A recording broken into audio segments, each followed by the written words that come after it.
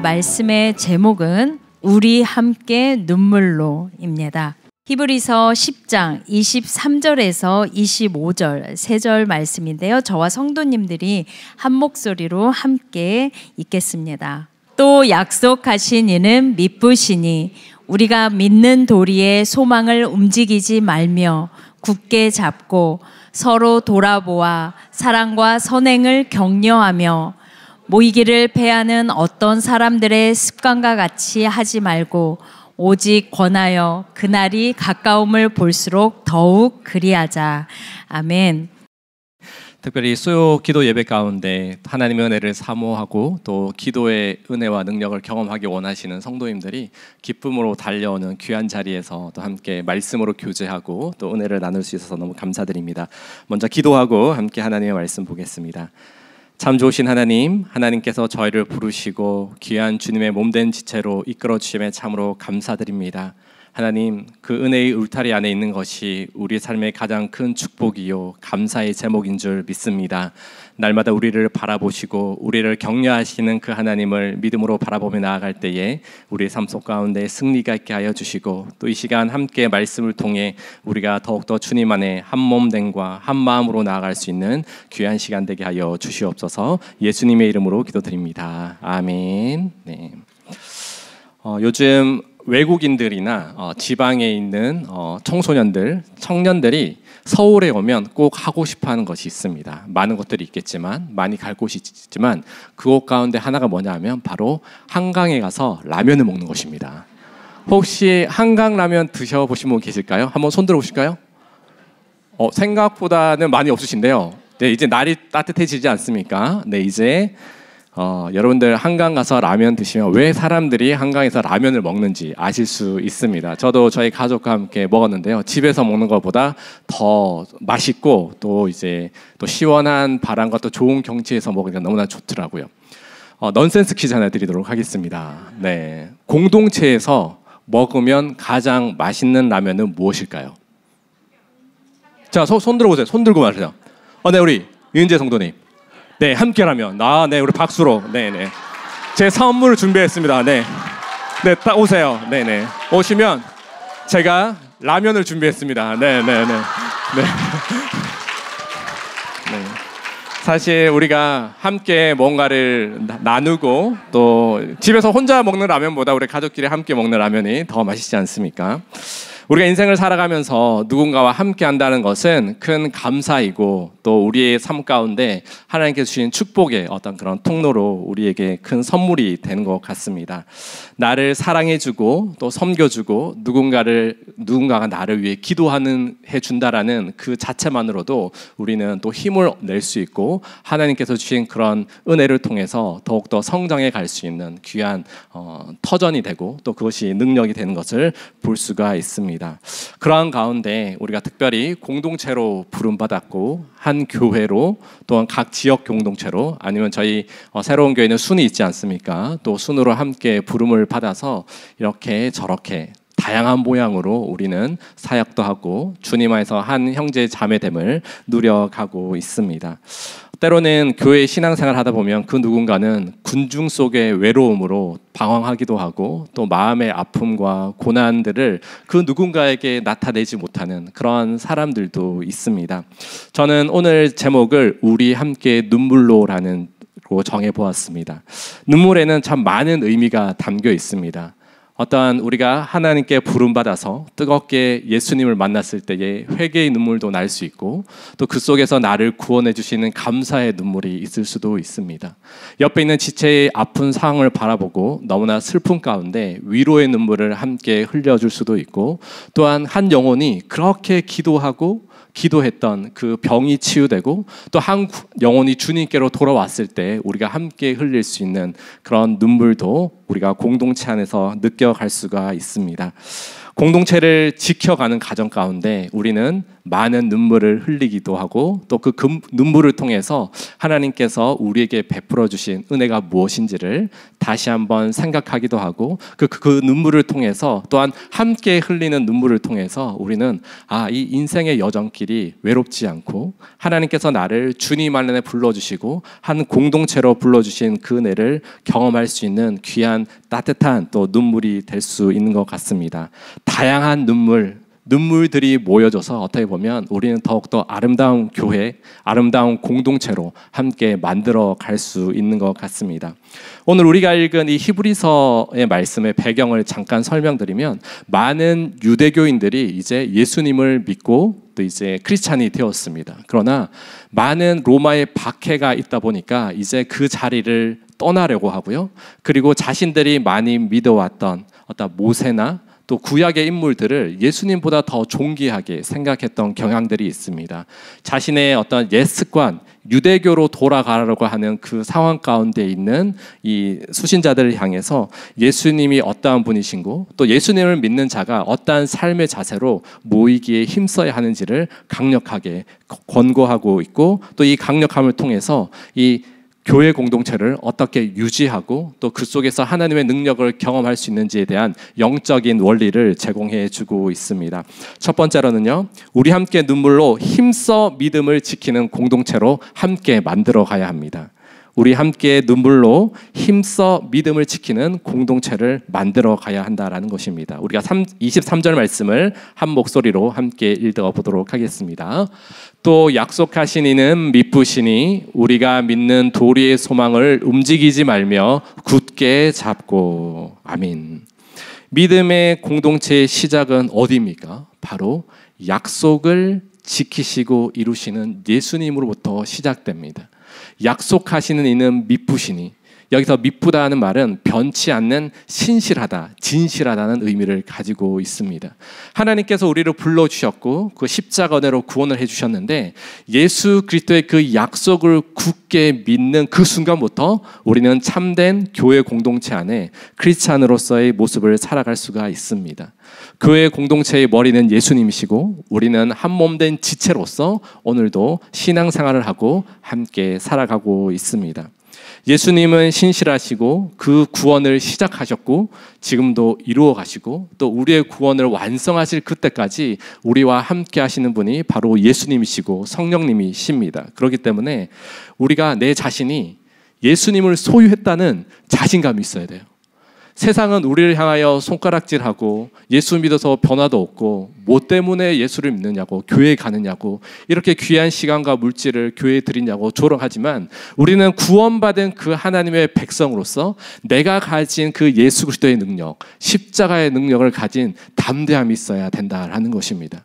사단은 끊임없이 우리의 믿음을 흔들려고 합니다. 세상의 것들을 바라보게 하고 여러 가지 변화 속에서 진리는 변한다고 계속해서 우리에게 속삭이고 있습니다. 특별히 우리 자녀들의 세대에 모든 것이 진리다라고 말하는 다양성을 인정하라고 하는 그런 거센 파도가 우리 세대 가운데, 우리 자녀 세대 가운데 계속해서 몰려들고 있습니다. 그러나 변치 않는 약속하신 이는 미쁘시다. 약속하신 그 예수 그리스도의 그 십자가 구원은 어제나 오늘이나 앞으로 다가올 먼 미래까지도 결코 변하지 않는 그 믿음입니다. 우리가 그 믿음의 터 위에 든든히 서 있을 때에 우리는 공동체의 능력과 그 믿음 안에서 온전한 삶을 살아갈 수가 있는 것입니다. 하나님께서 주신 그 믿음이 나의 마음속 가운데 자신감이 되고 자랑이 되고 또 그 자랑이 옆에 있는 지체들에게 흘러갔을 때에 우리는 더욱더 온전한 공동체로 한 마음으로 연합하며 살아갈 수가 있는 것입니다.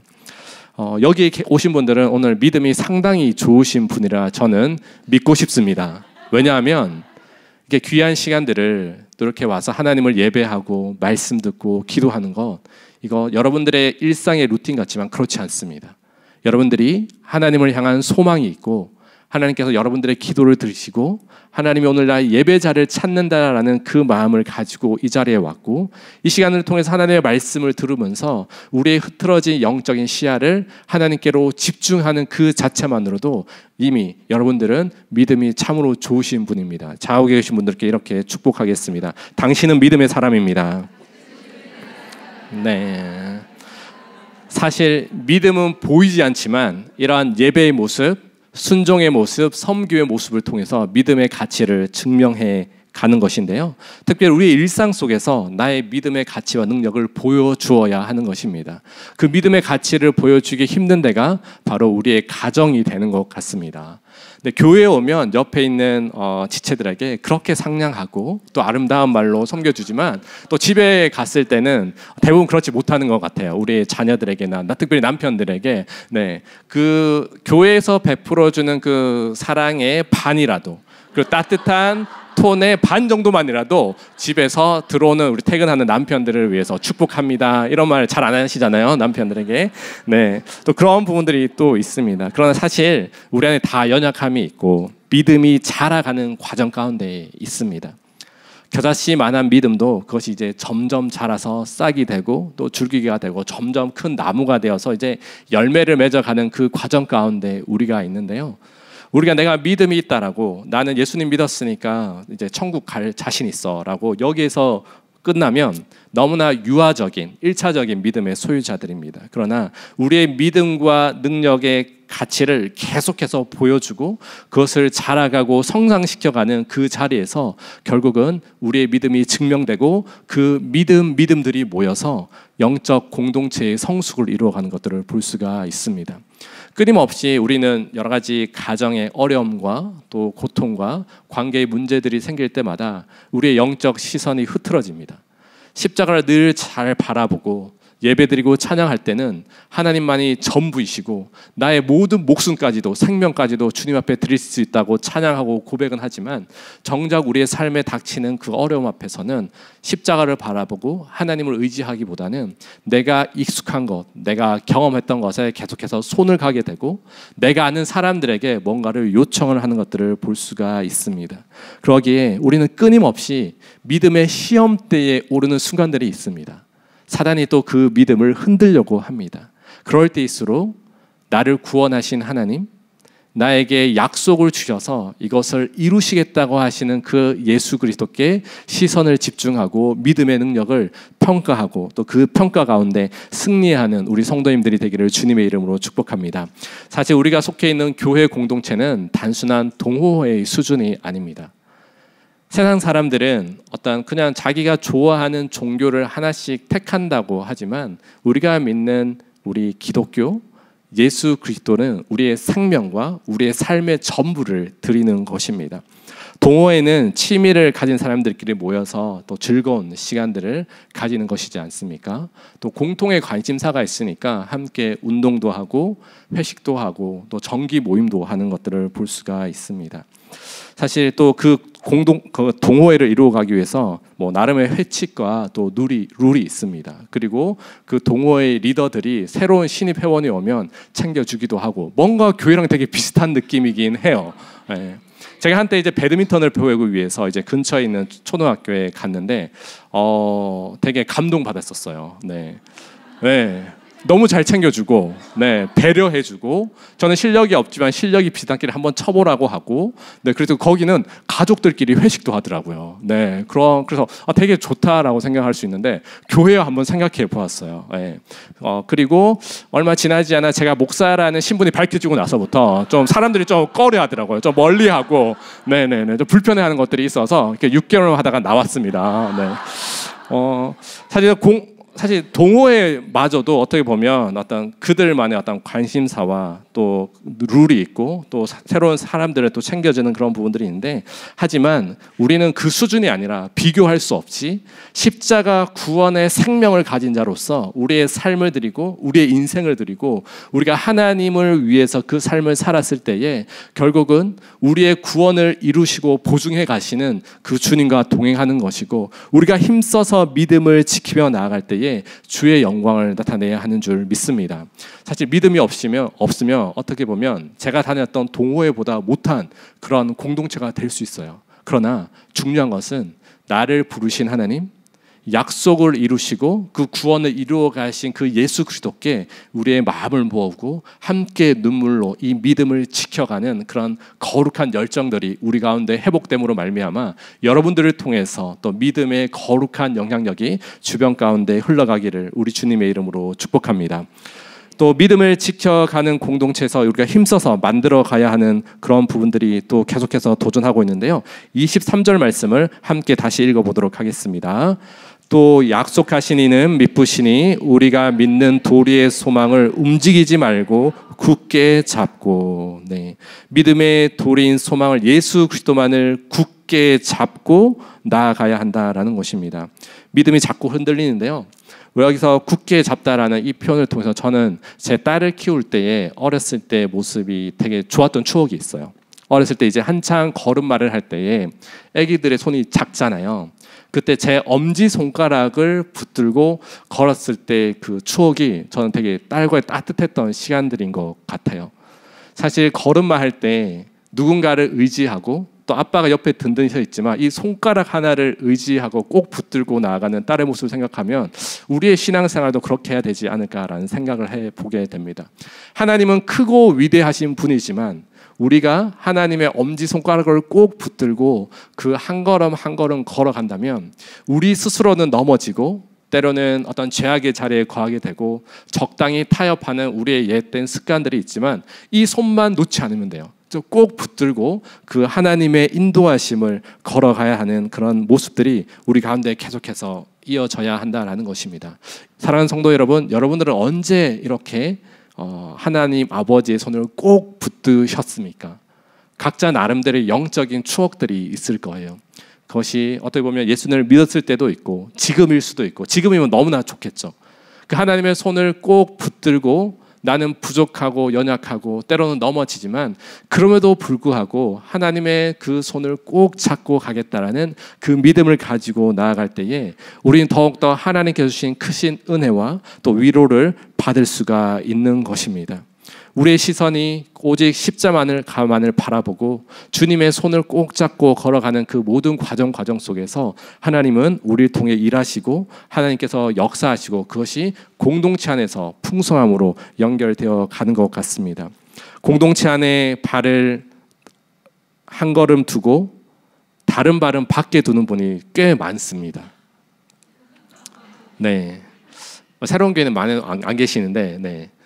이게 참 우리 안에 유혹이 되는 것 같습니다. 교회 안에서 위로도 받고 싶고 세상의 것도 뭔가를 누리고 싶은, 물론 우리가 자녀를 교육하고 또 우리 가정을 이끌어가는 어떤 일반적인 지혜도 우리가 필요한 상황 가운데 있지만 우리의 중심이 어디에 있는지, 한 발은 교회 안에 믿음의 공동체 안에 두고 한 발은 너무나 세속적인 것들을 두며 머뭇머뭇거리다가 가랭이가 찢어질 수도 있습니다.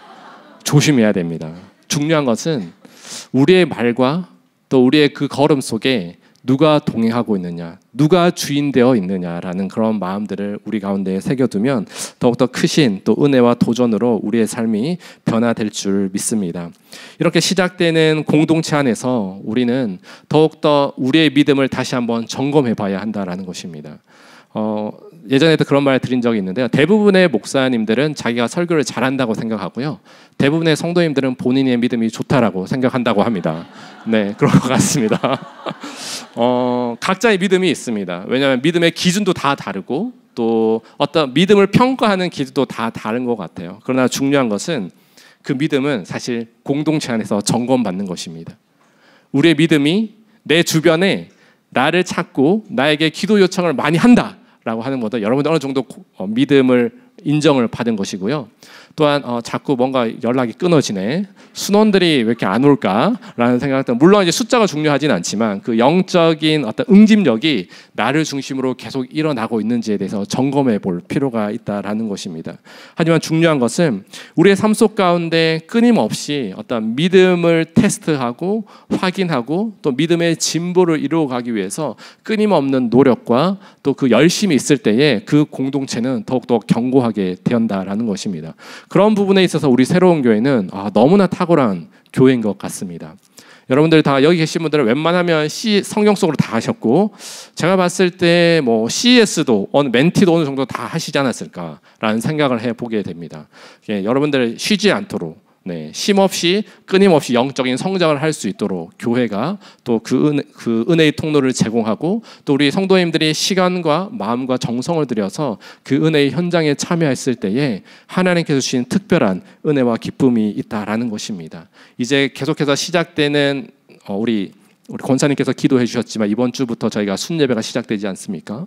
또 함께 그 믿음의 능력을 함께 나타내고 함께 믿음이 성장해 갈 수 있도록 그렇게 나아갈 때에 하나님께서 또 그 믿음의 공동체를 더욱 견고하게 세우시고 여러분들의 순을 더욱더 성령의 임재와 말씀의 단단함으로 채워주시는 그 은혜를 경험하는 이번 학기가 되어야 할 줄 믿습니다. 그래서 믿음이 지켜지고 성숙해 가고 또 그 속에서 그 공동체 안에 주시는 참된 기쁨과 감사가 계속해서 일어나는 놀라운 은혜의 공동체로 우리가 세워지기를 주님의 이름으로 축복합니다. 우리 이어서 24절 말씀을 함께 읽도록 하겠습니다. 서로 돌아보아 사랑과 선행을 격려하며. 히브리서 기자는 공동체의 지체들을 서로 돌아볼 것을 권면합니다. 그 돌아보는 두 가지 방법이 있는데요. 첫 번째가 사랑이고 두 번째가 선행입니다. 우리가 함께 사랑으로, 우리가 함께 눈물로 사랑으로 돌보는 공동체를 힘써 만들어 가야 하는 것입니다.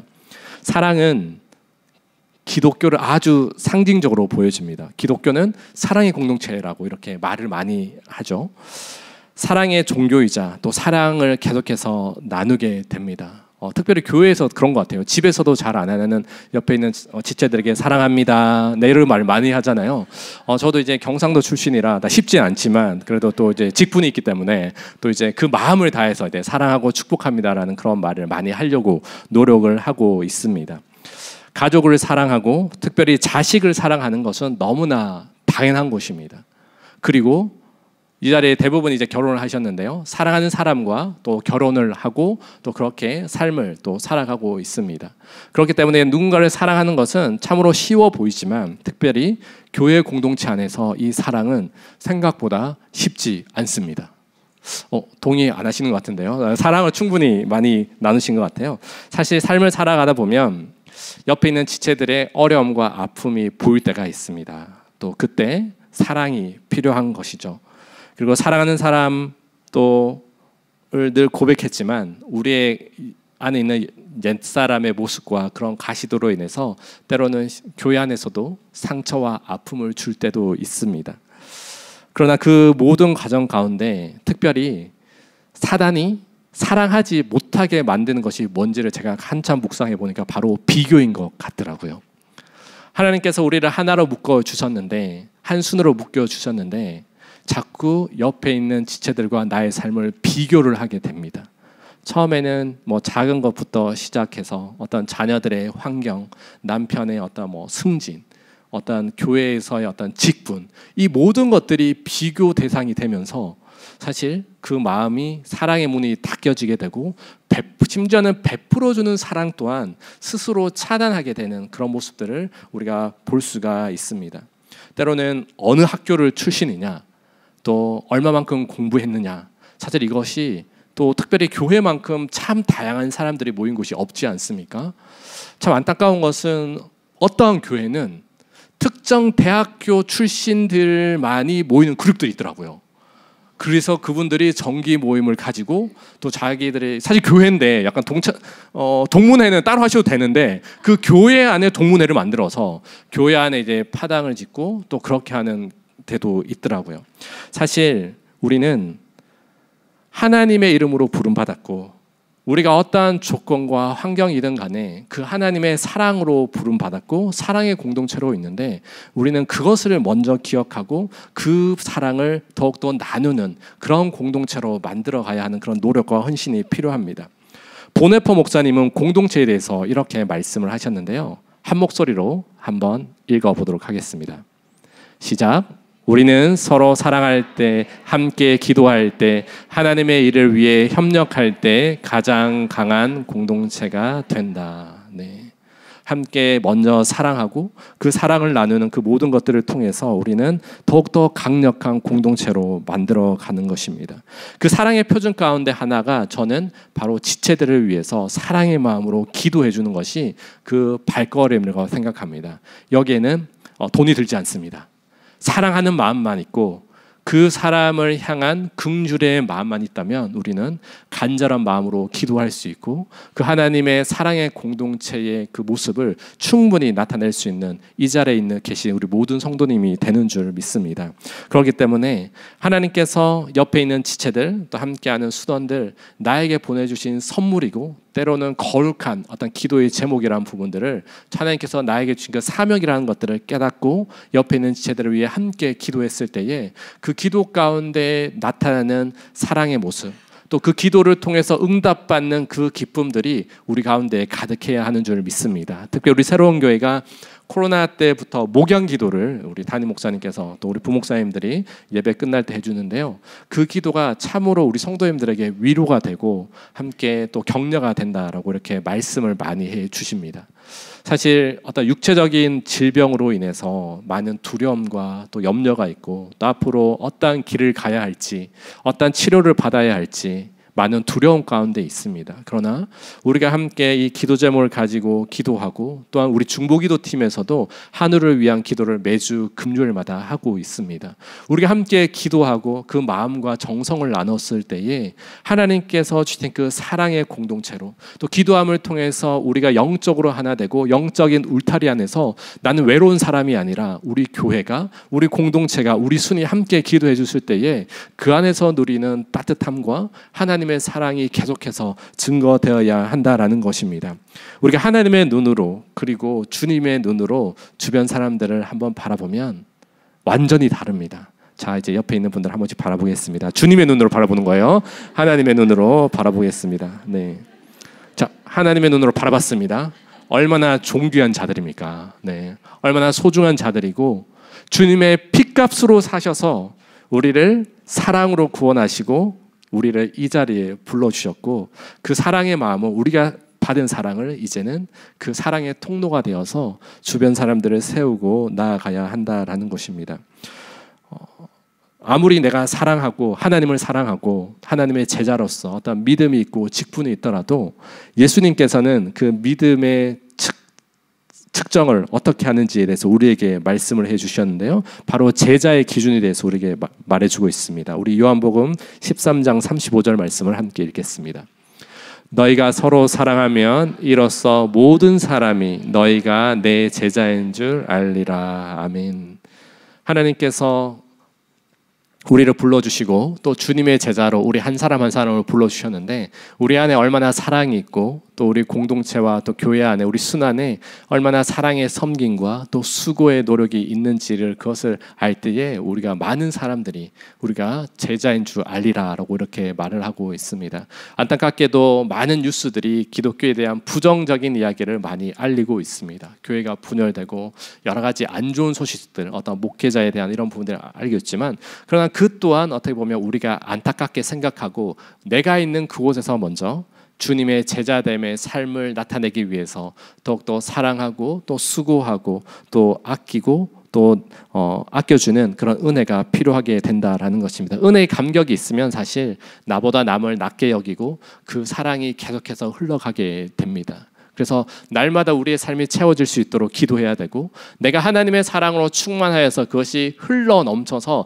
자연스럽게 흘러갈 때에 그곳에서 더욱더 강력한 성령의 능력과 은혜를 경험하게 되는 줄 믿습니다. 그 다음은 우리가 함께 눈물로 선을 행하며 돌보며 격려하는 공동체를 만들어 가야 하는 것입니다. 사랑은 어떻게 보면 사랑의 연장선상에서 이제 우리가 선을 해가는 것은 구체적인 삶의 순종과 실천을 우리에게 말을 해주고 있습니다. 여러분들 사랑을 잘 나타내고 계십니까? 특별히 우리 순원들을 향한 그런 사랑의 마음이 잘 전달되고 있는지 한번 되돌아보았으면 좋겠습니다.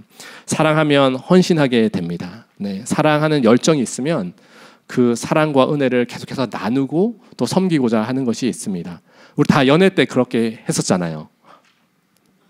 네, 특별히 우리 사랑하는 우리 남자친구가 있거나 우리 여자친구가 있으면 뭐 밤을 새서라도 뭔가를 만들고 선물을 해주고 그랬던 경우가 있는데요. 저는 장거리 연애를 했어요. 저희 아내는 대전 사람이었고 저는 학교를 부산에서 다녔기 때문에 늘 금요일만 되면 아내를 만나고 싶은 그런 마음이 있어가지고 그 당시 신학생 때는 돈이 없었기 때문에 저는 그때 무궁화호를 타고 4시간을 타고 그렇게 가는데요. 왜 이렇게 안 가는지 모르겠어요. 너무 원래 더 이제 무궁화가 느리긴 하지만 더 느리는 듯한 또 그런 느낌이 들고, 제가 연애를 시작할 때에 정부에서 KTX를 만들어 주셨어요. 그때. 네. 그래서 어떤 때는 재정에 여유가 있으면 KTX를 타고 빨리 갔던 때가 있습니다. 네. 그래서 멀리서 장거리 연애하는 거 쉽진 않지만 감사하게도 그 여자분이 제 아내가 되어 있습니다. 네.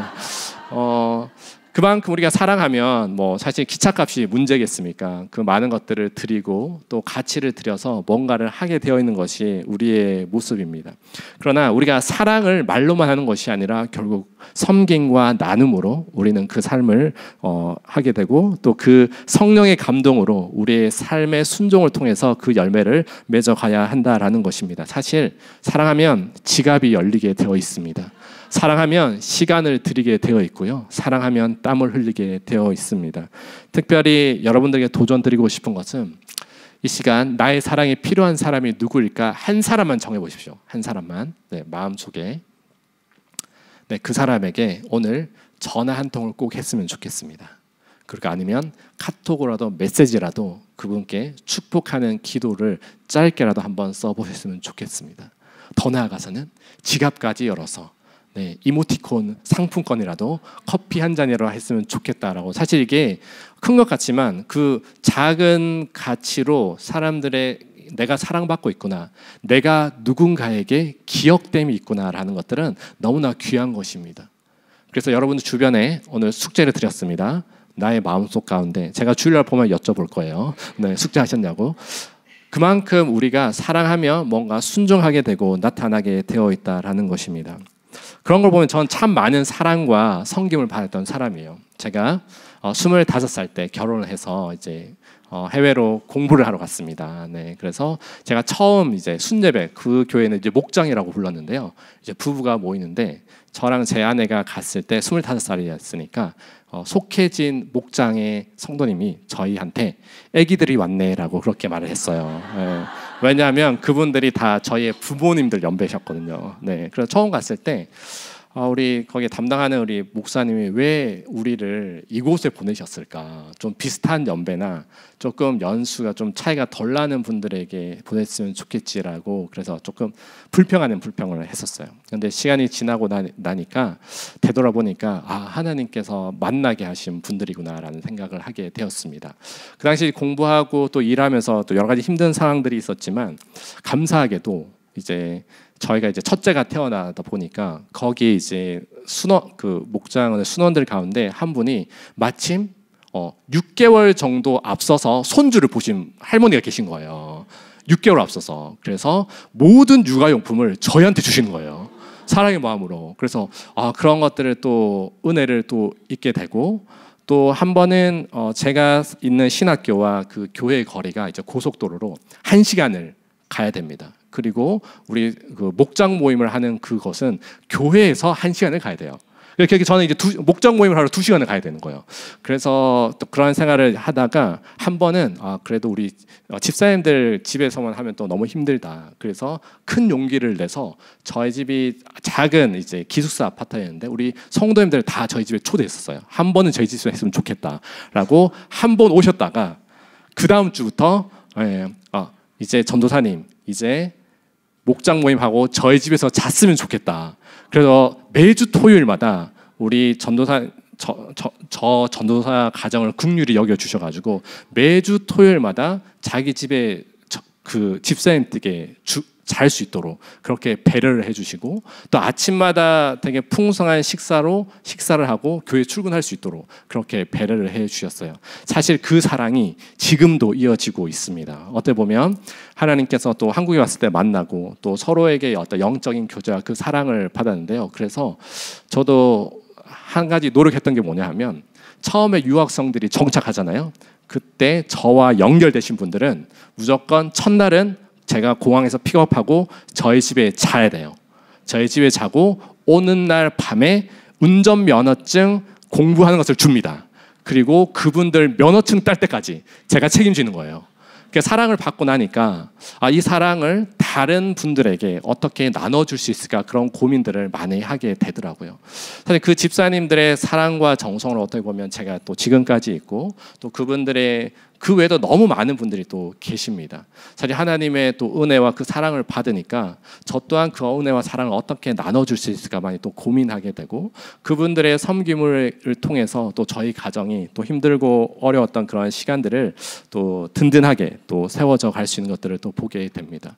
누군가를 섬기고 받을 때는 처음에는 또 부담되지만 또 어떻게 보면 하나님께서 붙여주신 그 한 사람을 통해서 지금의 연약함과 또 부족함과 그 안타까움을 채워가시는 그 은혜로 우리를 변화시켜 갈 수가 있거든요. 그렇기 때문에 하나님께 받은 그 사랑을 나 혼자 꽁꽁 싸매는 것이 아니라 진짜 실제적인 선행과 수고함으로 나아갈 때에 그 은혜가 계속해서 펼쳐갈 수 있도록 우리가 힘써서 그 공동체를 만들어가는 그런 노력들이 우리가 함께 눈물로 그 사역의 현장에서 수고하고 애쓰는 우리 공동체 교회가 되기를 주님의 이름으로 축복합니다. 그 연장선상으로 러브 미니스트리를 소개하도록 하겠습니다.